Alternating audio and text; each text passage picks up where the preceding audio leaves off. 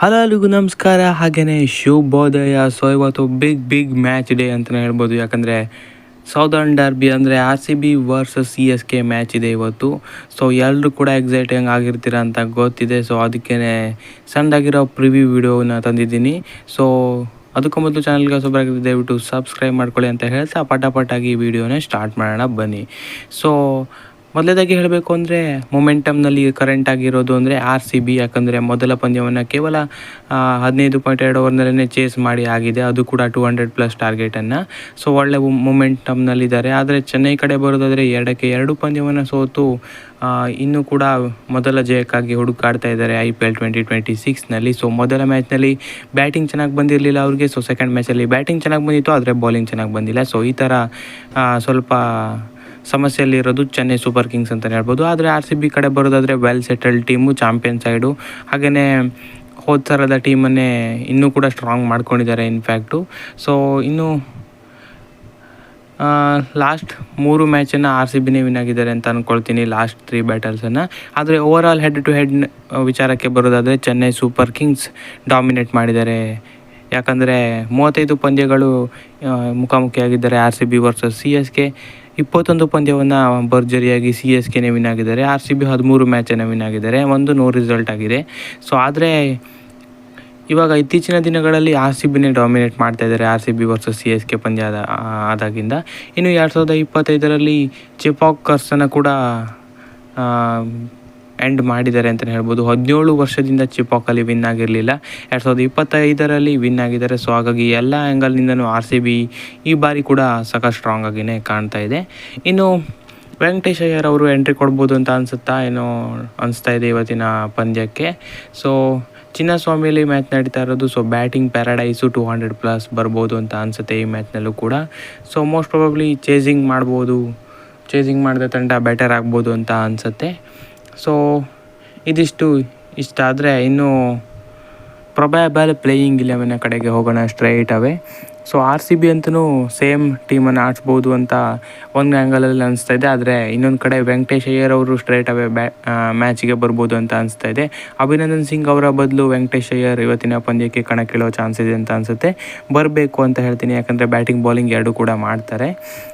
So ಆರಂಭಿಕರಾಗಿ Virat Kohli ಮತ್ತು Phil Salt ಇಬ್ಬರು ಕೂಡ ಒಳ್ಳೆ ಫಾರ್ಮ್ನಲ್ಲಿದ್ದಾರೆ, ಅವರೇ ಕಂಟಿನ್ಯೂ ಮಾಡ್ತಾರೆ.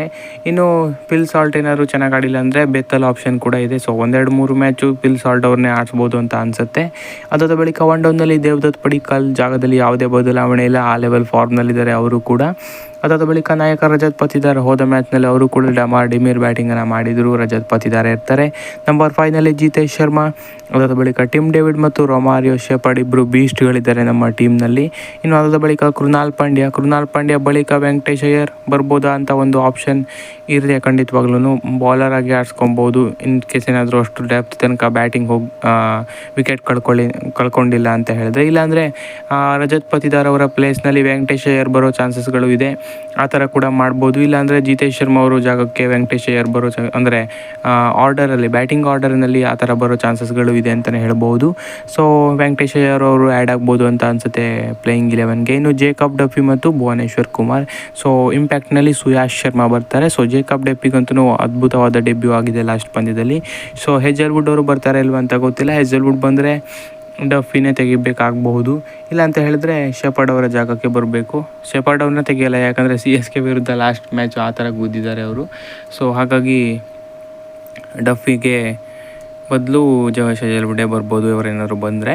ಸೊ ಇಲ್ಲಾಂದರೆ ಜೇಕಬ್ ಡಫಿನೇ ಇರ್ತಾರೆ ಖಂಡಿತವಾಗ್ಲೂ. ಸೊ ಈ ಥರ ಪ್ಲೇಯಿಂಗ್ ಸ್ಟ್ರಾಂಗೆಸ್ಟ್ ಪ್ಲೇಯಿಂಗ್ 11 ಅಂತಲೇ ಹೇಳ್ಬೋದು ಇದು. ಸೊ ವೆಂಕಟೇಶ್ ಅಯ್ಯರ್ ಅವ್ರನ್ನ ಆ್ಯಡ್ ಮಾಡ್ಕೊಬೇಕು ಅಂತೀನಿ ನಂಗೆ ಕೇಳಿದ್ರೆ. ಸೊ ನಿಮ್ಮ ಪ್ರಕಾರ ಹೇಗಿರುತ್ತೆ ಪ್ಲೇಯಿಂಗ್ 11 ಎಲ್ಲ ಅಂತ ಕಮೆಂಟ್ ಮಾಡಿ. ಸೊ ಇನ್ನು CSK ಕಡೆ ಬರೋದಾದರೆ ಸಂಜು ಸ್ಯಾಮ್ಸನ್ ಮತ್ತು ಋತುರಾಜ್ ಗಾಯಕ್ವಾಡ್ ಇಬ್ಬರಿಂದನೂ ಒಂದು ಓಪನಿಂಗ್ ಪಾರ್ಟ್ನರ್ಶಿಪ್ ಬಂದಿಲ್ಲ, ಅದಕ್ಕೆ ಹುಡುಕಾಡ್ತಾ ಇದ್ದಾರೆ Chennai super Kings. Samson 2 match ಕೂಡ ಪರ್ಫಾರ್ಮೆನ್ಸ್ ಕೊಟ್ಟಿಲ್ಲ, ಗಾಯಕ್ವಾಡ್ ಕೂಡ ಮಂಕಾಗಿದ್ದಾರೆ. ಸೊ ಓಪನಿಂಗ್ಗೆ ಚೆನ್ನಾಗಿ ಬರ್ತಿಲ್ಲ CSK ತಂಡಕ್ಕೆ.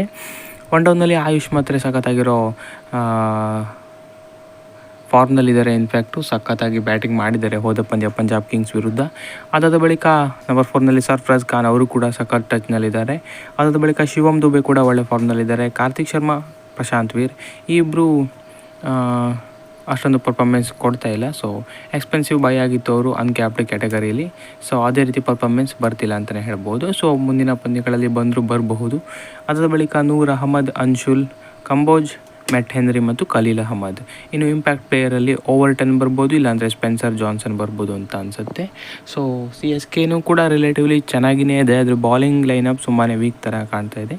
ಸೊ ಬ್ಯಾಟಿಂಗ್ ಲೈನಪ್ ಚೆನ್ನಾಗಿಯೇ ಇದೆ CSKದು. ಬ್ರೇವಿಸ್ ಬರ್ತಾರೆ ಇಲ್ವ ಅಂತ ಗೊತ್ತಿಲ್ಲ. ಬ್ರೇವಿಸ್ ಏನಾದರೂ ಆ್ಯಡ್ ಆದರೆ ಸ್ವಲ್ಪ ಥ್ರೆಟ್ RCB ಕಡೆ ಅಂತಲೇ ಹೇಳ್ಬೋದು. ಸೊ ಆ ಲೆವೆಲ್ ಪ್ಲೇಯರ್ ಅವರು, ಗುದ್ದು ಅಂತ ಪ್ಲೇಯರು, ಚಿನ್ನಸ್ವಾಮಿ ಅಂತ ಸ್ಟೇಡಿಯಂನಲ್ಲಿ ಚೆನ್ನಾಗಿಯೇ ಆಡ್ಬೋದು ಅಂತ ಅನಿಸುತ್ತೆ. ಸೊ ಹಾಗಾಗಿ ಇನ್ ಕೇಸ್ ಏನಾದರೂ